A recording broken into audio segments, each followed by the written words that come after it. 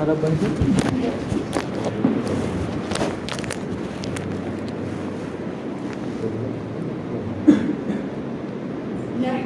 ونصلي على رسوله الكريم أما بعد أعوذ بالله من الشيطان الرجيم بسم الله الرحمن الرحيم إن الصلاة تنهى عن الفحشاء والمنكر وقال رسول الله صلى الله عليه وسلم بين العبد وبين الكفر ترك الصلاة صدق الله العظيم.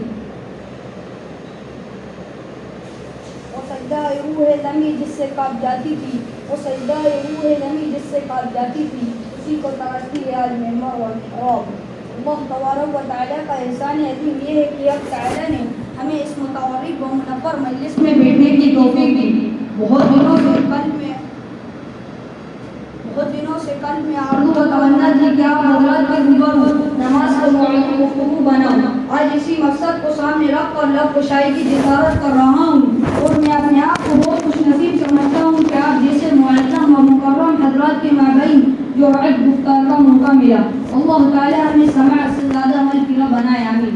خالق السماوات والارض نے امت مسلمہ اور اپنے محبوب محسن انسانیت صلی اللہ علیہ وسلم کو بے بہا نعمتوں سے نوازا اور ہمیشہ تحفوں سے سرفراز فرماتا رہا. انہی تحفوں میں سے ایک اعلیٰ وارف کا تحفہ نماز بھی ہے. اس تحفے کی فضیلت روز روشن کی طرح آیا ہے. اللہ تعالیٰ نے حج کو فرض پر نازل فرمایا، روزے کو فرض پر نازل فرمایا، ایمان کو فرض پر نازل فرمایا، زکات کو بھی فرض پر نازل فرمایا. لیکن جب نماز کی باری آئی تو رب کائنات نے اپنے محبوب محسن انسانیت صلی اللہ علیہ وسلم کو ارشاد فرمایا کہ ہم آپ کو ایک قیمتی تحفہ دینے والے ہیں. یہ بہت اعلیٰ وارفہ ہے.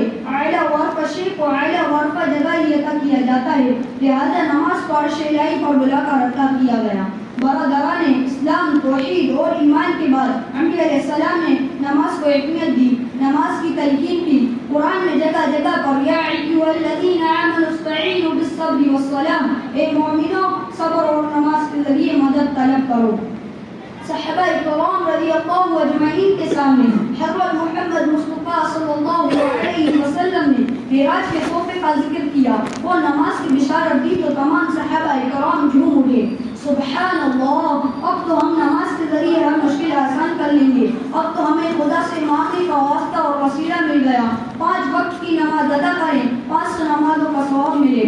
نماز جنت حاصل کرنے کا ذریعہ ہے. نماز رضائے الہی حاصل کرنے کا واسطہ ہے. نماز رسول اللہ کی محبت حاصل کرنے کا واسطہ ہے. دل میں ہر ایک انسان کے حسرت ہے جہاں کی، دل میں ہر ایک انسان کے حسرت ہے جہاں کی، وہ باغ جہاں سر جھکانے سے ملے گا. کوئی متقی نماز کے بغیر متقی نہیں ہو سکتا، کوئی ولی نماز کے بغیر ولی نہیں ہو سکتا، کوئی کتب نماز کے بغیر کتب نہیں ہو سکتا. حضرت محمد مصطفیٰ صلی اللہ علیہ وسلم نے نماز ادا کی. صحابہ کرام رضی اللہ اجمعین نے نماز کی پابندی کی. تابعین نے نماز پر مداومت کی. تابع تابعین نے ترک نماز نہیں کی. ائمہ مجتہدین نے نماز کو پکڑے رکھا. اولیاء کرام نے نماز کو اختیار دیا. کوئی بتا دو کہ کسی نبی نے نماز ترک کی اور وہ نبی بن گیا، کوئی ولی نماز کے بغیر ولی ہو گیا ہو، کوئی کتب نماز کے بغیر کتب ہو گیا ہو، کوئی ابدال نماز کے بغیر ابدال بن گیا ہو، کوئی امام نماز کے بغیر امام بن گیا ہو. آپ بتا ہی نہیں سکتے، اس لیے کہ یہ عمل بہت محبوب عمل ہے. نماز سے قلوب کو نورانیت ملتی ہے، نماز سے ایمان و عقائد کو قوت ملتی ہے، نماز زندگی کو آفتاب سے زیادہ روشن کر دیتی ہے. نماز اس وقت چراغ کا کام کرتی ہے جہاں پر چاروں صنف کا اندھیرا ہی اندھیرا ہوتا ہے، یعنی قبر میں. نماز مصیبت پریشانی کو ٹال دیتی ہے. نماز انسان کو افضل وارفہ بنا دیتی ہے. اور کیوں نہ ہو، نماز یہی ایسا تحفہ جس سے شیطان کا منہ کالا ہوتا ہے. نماز ہی سے فیصلہ ہوتا ہے کون متقی، کون شقی، کون انسان، کون شیطان، کون مسلمان، کون غیر مسلم. یہ امتیاز نماز ہی سے ظاہر ہوتا ہے. میں بغیر حوالے کی بات نہیں کرتا. مشکات شریف اٹھاؤ، صفحہ نمبر 58 کھولو. حضرت جابر رضی اللہ تعالیٰ عنہ کا ارشاد ہے کہ رسول اللہ صلی اللہ علیہ وسلم نے ارشاد فرمایا بین العبد و بین الکفر ترک الصلاۃ. ہمارے اور منافقین کے درمیان جو عہد ہے وہ نماز ہے، بس جس نے نماز ترک کی گویا اس نے کفر کیا. مشکات شریف کے اسی صفحہ پر ایک حدیث اور ہے جس کے راوی حضرت جابر رضی اللہ تعالیٰ عنہ نے حضرت محمد مصطفیٰ مصطفیٰ صلی اللہ علیہ وسلم نے ارشاد فرمایا العہد بیننا وبینہم الصلاۃ فمن ترکها فقد کفر، جس نے جان بوجھ کر نماز ترک کی گویا اس نے کفر کیا۔ حضرت محمد مصطفیٰ صلی اللہ علیہ وسلم نے دوسری جگہ ارشاد فرمایا من ترک الصلاۃ متعمدا فقد کفر، جس نے جان بوجھ کر نماز ترک کی گویا اس نے کفر کیا۔ ان تمام حدیث کی روشنی میں نماز کی اہمیت اظہر من الشمس ہو جاتی ہے، اور محسن انسانیت صلی اللہ علیہ وسلم نے اپنی آنکھوں کی ٹھنڈک نماز میں بتائی ہے۔ الفاظ یوں ہیں قرۃ عینی فی الصلاۃ، جب بندہ رب کائنات کے دربار میں اپنا سر خم کرتا ہے تو محسن کائنات صلی اللہ علیہ وسلم کی آنکھوں میں ٹھنڈک محسوس ہوتی ہے، اور تارک الصلاۃ سے نبی آخر الزمان کو تکلیف پہنچتی ہے۔ جس نے بھی محسن انسانیت صلی اللہ علیہ وسلم کو تکلیف پہنچائی گویا اس کی دنیا و آخرت برباد ہے۔ جب بندہ نماز ادا کرتا ہے تو حق تعالی شانہ اپنے تمام انوار و برکات کے ساتھ متوجہ ہوتا ہے، اور بندہ رحمت خدا بندی کا محور بن جاتا ہے۔ وہ سجدہ روح زمین جس سے کاپ جاتی تھی، وہ سجدہ روح زمین جس سے کاپ جاتی تھی اسی کو ترستی ہے آج محور و محور۔